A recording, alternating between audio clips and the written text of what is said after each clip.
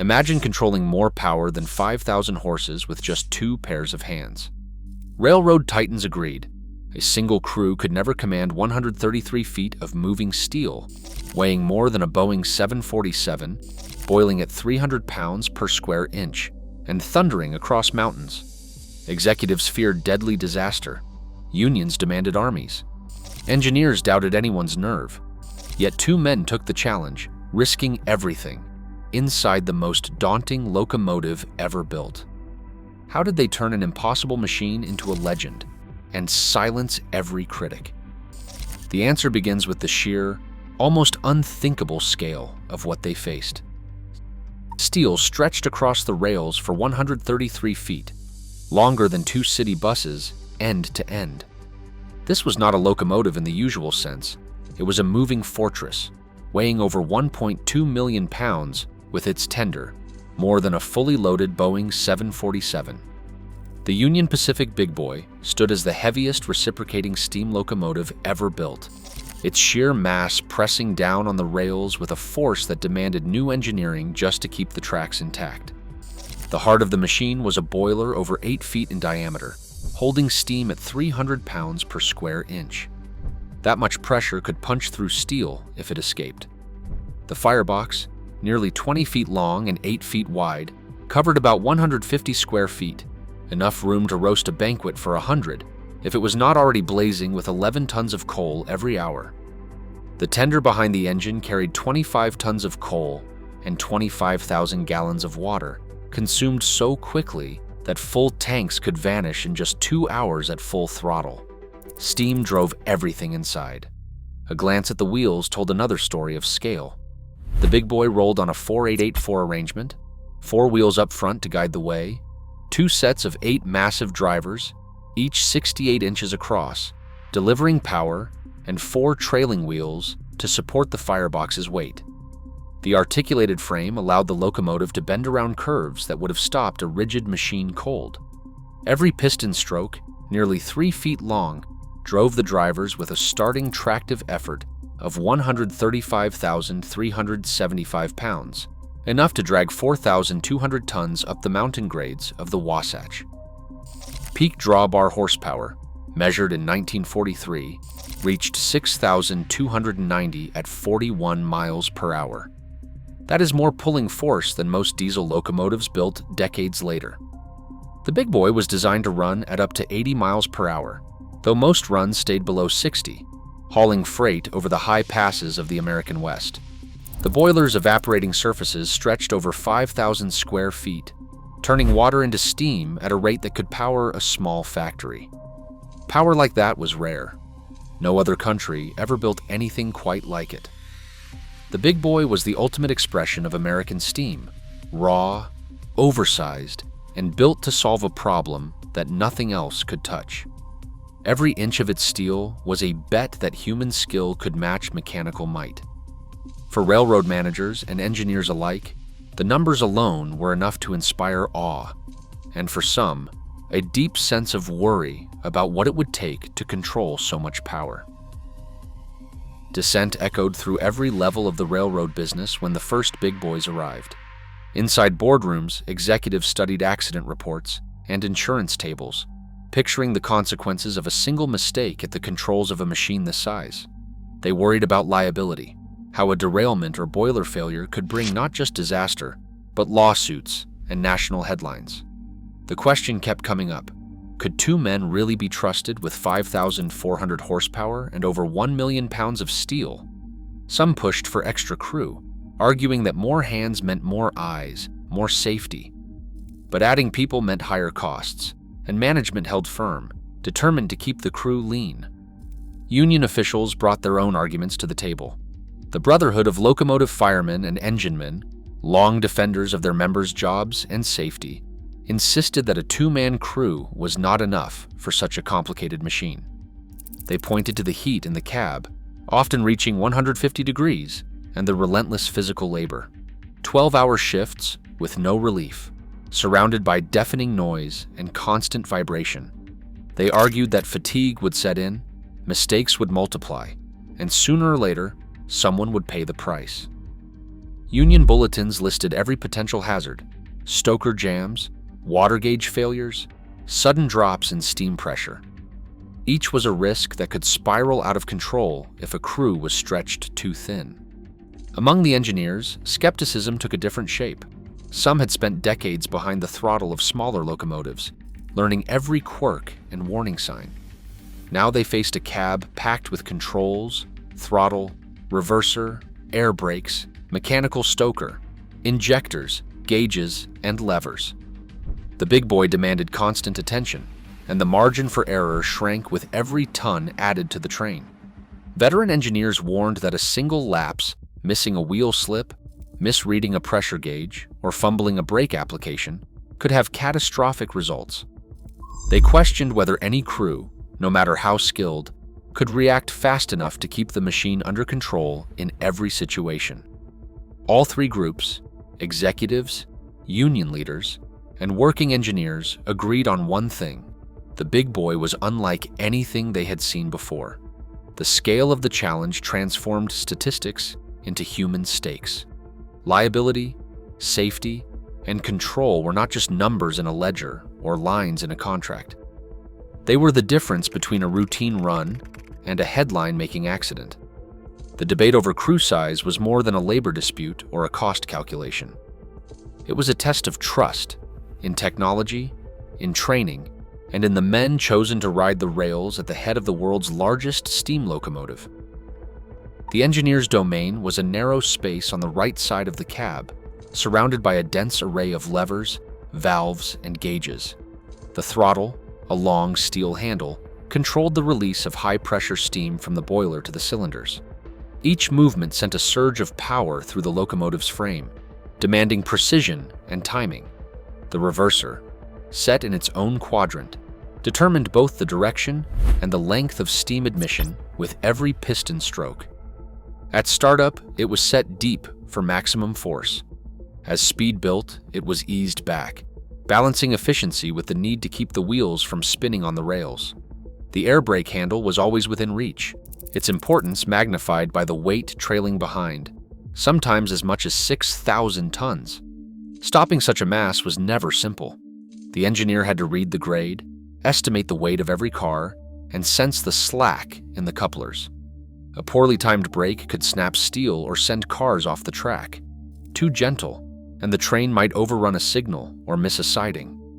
Every action carried consequences measured in tons and momentum. Eyes stayed fixed on the track ahead.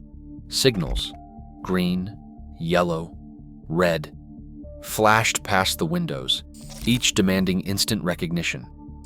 The landscape itself offered warnings: a sharp curve, a rising grade, a crossing hidden by trees. Ears tuned to the rhythm of the exhaust, the hiss of steam, the subtle clatter of rods and bearings. A change in sound, a sudden wheeze or missed beat, could signal wheel slip or trouble deep inside the machine. Wheel slip was the enemy, especially on steep grades. When the driver spun, power vanished. The engineer countered by feathering the throttle, adjusting the reverser, and opening the sanders to dust the rails.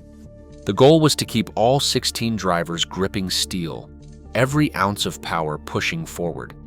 Each adjustment was made by instinct, hands, eyes, and ears forming a closed feedback loop with the machine. Inside the cab, the engineer's concentration never wavered. Every mile demanded skill. Just out of sight, the fireman stood ready, prepared to answer every call for steam, every surge of power. Together, they formed a partnership built on trust and timing. The left side of the cab belonged to the firemen, and it was a world built on heat and muscle. With the train underway, the mechanical stoker fed coal from the tender into the firebox, the screw auger rattling through tons of black rock. The fireman watched the feed valve, adjusting the flow to match the engineer's demand for steam. When the stoker ran smoothly, coal poured onto the grates in a steady stream. But the system was far from flawless. Lumps too big or foreign objects in the coal could jam the auger in seconds. When that happened, the fireman had no choice but to act fast. He would stop the stoker, grab a heavy shovel, and crawl into the sweltering gap at the front of the tender. Sometimes he would jab at the blockage with a steel bar, sweat pouring down his face as the temperature soared past 140 degrees. The cab itself could reach 150 degrees, hotter than a bakery oven. Every minute the stoker sat jammed, the fire cooled, steam pressure dropped, and the engineer's power vanished. There was no time for panic, just quick hands and pure grit. Even when the stoker worked, the fireman's job was relentless. He had to keep the fire even, spreading coal across 150 square feet of grate with a long-handled rake. Hollow spots meant cold spots. Too much coal in one area led to clinkers, fused ash that blocked the draft. Clinkers had to be broken up and cleared, sometimes with the train moving at speed.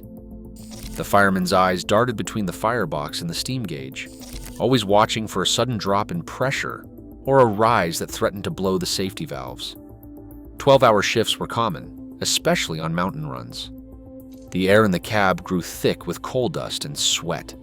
Arms ached from hours of raking, shoveling, and wrestling with jammed machinery. On rare occasions when the stoker failed completely, a fireman might hand fire as much as 20 or 30 tons of coal, shoveling non-stop just to keep the train moving. One fireman, Dillard Hill, once burned through the entire tender load by hand after the auger broke, dropping pressure so low he had to burn creosoted railroad ties to limp into the next terminal. The work demanded endurance. There was no relief, no automation to take over. Every pound of steam came from human effort, measured in blisters and bruises. The fireman's endurance was as vital as the steel beneath his feet. Without him, the world's largest locomotive was just cold iron and silence. Steam pulsed through the pipes, every gauge flickering with the heartbeat of the machine. The engineer's hand hovered over the throttle, eyes flicking from the track ahead to the pressure dials, reading the subtle story of steel and fire. A steep grade loomed, a test not just of horsepower, but of human reflex. The wheels, 16 in all, clawed at the rails. Suddenly, a faint shudder, almost imperceptible, signaled the start of a wheel slip. In that instant, instinct took over. The engineer eased the throttle, shifted the reverser, and with a practiced motion, cracked open the sanders. Fine grains rushed down, coating the rails beneath the drivers, restoring grip where a moment before there was none. No words passed between the two men. The fireman, catching the rhythm of the locomotive's struggle, adjusted the stoker's feed, then reached for the rake, spreading the coal to keep the fire hot and even. As the sand took hold, the exhaust note deepened. The vibration in the cab steadied, and the train surged forward again. Steam pressure held steady, but only because the fireman anticipated the engineer's needs by seconds. A silent exchange measured in quick glances and the shared language of experience. On a long mountain climb, these moments repeated themselves. The engineer called for more power with the throttle, and the fireman answered by feeding the fire, opening dampers, and watching the pressure gauge. If the stoker jammed, the fireman did not wait for instructions.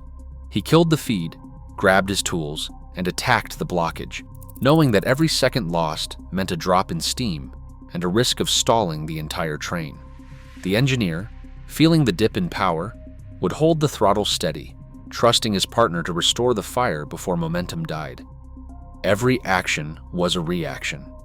The engineer's demand for steam met by the fireman's labor. The sound of sand hissing onto the rails, the rush of exhaust, the scrape of coal across the grates. All part of a choreography honed over years. Recovery from wheel slip could be over in less than 5 seconds, the crew's timing so tight that the locomotive barely faltered. In the cab, sweat ran down faces, hands gripped steel, and every sense was tuned to the machine's needs. This was not theory or training, it was survival, repeated thousands of times on the grades of the West.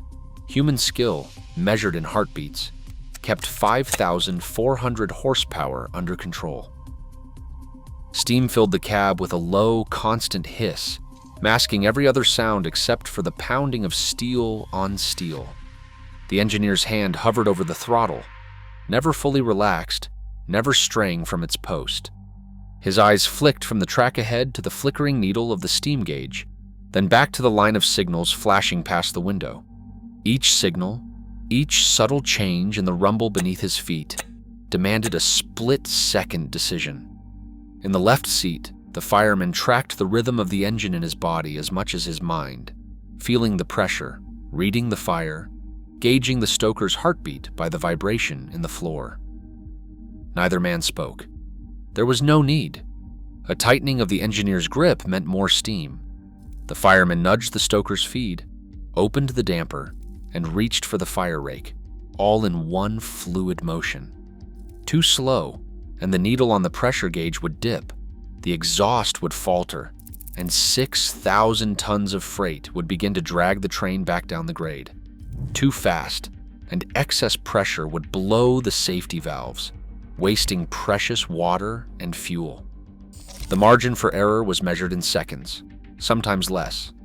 A wheel slip could start and end before a word could be spoken. The engineer felt the change in vibration, eased the throttle, and cracked open the sanders. The fireman, already at the ready, kept the fire hot and even, trusting his partner's timing as much as his own. Every sense was tuned to the machine. The only communication was the shared rhythm of motion and response, a silent ballet that kept 5,400 horsepower under control. For hours at a stretch, these two men operated as one, anticipating, adjusting, correcting, never letting the locomotive outrun their instincts. In that narrow cab, trust and timing were the only safety net. Ledger books from the Union Pacific Archives record each mile, each load, and every crew assigned to the Big Boy class.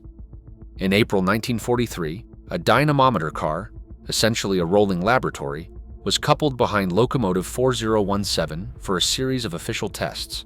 The figures, handwritten in neat columns, tell the story without embellishment. At 41 miles per hour, the Big Boy delivered 6,290 drawbar horsepower, measured directly by the dynamometer's calibrated springs. That number was not an estimate. It was an instrument reading, logged and signed by test engineers. Hall records from the same period show Big Boys moving 4,200-ton trains over the Wasatch Grade, maintaining 18 to 20 miles per hour through the climb. Each run was documented by date, tonnage, and crew initials, with notations such as no slip incidents or stoker cleared in 2 minutes. Production ledgers list 25 Big Boys built between 1941 and 1944, each assigned a road number and division. Safety records cross-referenced with these logs show incident rates no higher than those for smaller, less powerful locomotives. In fact, over 5,000 hauls were completed on the Cheyenne to Ogden run alone during the 1940s, with 2 men in the cab for every trip.